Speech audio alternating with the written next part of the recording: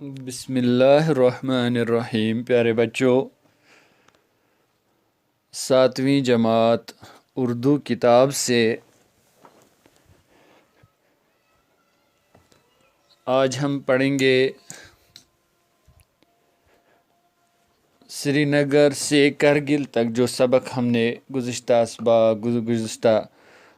کلاسوں میں پڑھا۔ اس میں بہت ساری باتیں ایسی آ گئی جو ہمیں یاد کرنے کے قابل ہے۔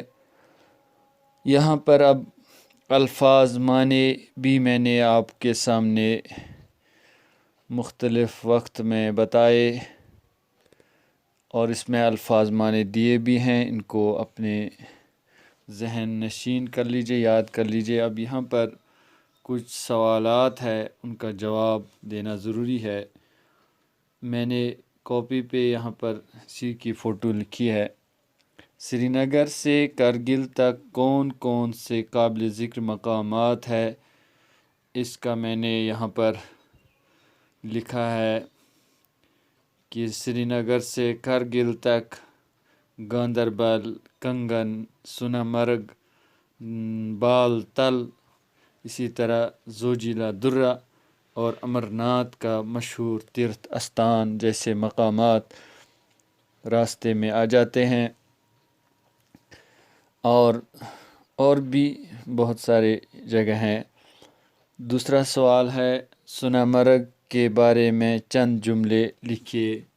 تو یہاں پر میں نے لکھا ہے، سونامرگ کے معنی سونے کی چراگاہ ہے۔ سونامرگ ایک چھوٹی سی وادی ہے۔ سونامرگ پہاڑوں، چیڑ اور دیودار کے بلند بالا درختوں، خوبصورت سبززاروں کے لیے کافی مشہور ہے۔ سونامرگ سیاحوں کے لیے بہت باعث کشش ہے۔ بلور ندی سونامرگ کے قدرتی حسن کو چار چاند لگاتی ہے۔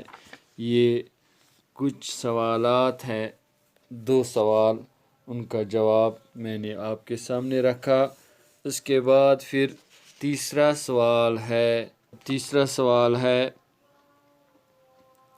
کہ سونامرگ دراس کے بارے میں آپ کیا جانتے ہیں، چند جملوں میں بیان کیجیے۔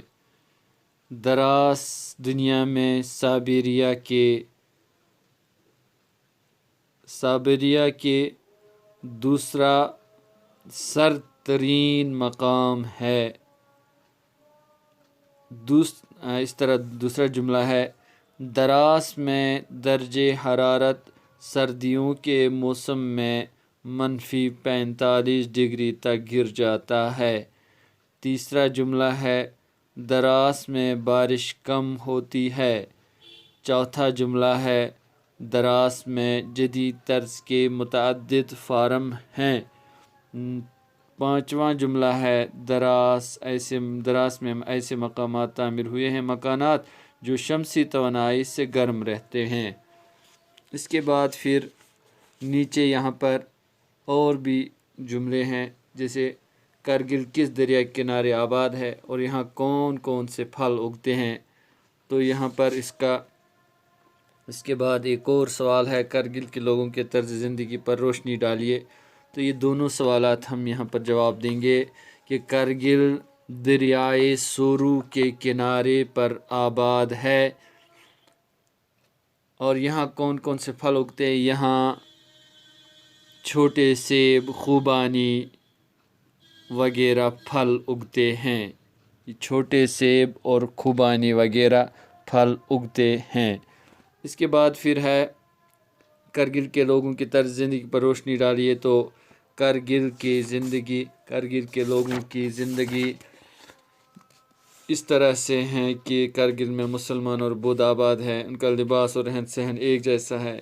یہاں کے لوگ بدھی، پرکی اور بلتی بولتے ہیں، اور لوگ یہاں بدھ وہار، خانقاہیں، گمپیں، مساجد، امام باڑے پہلو نظر آتے ہیں۔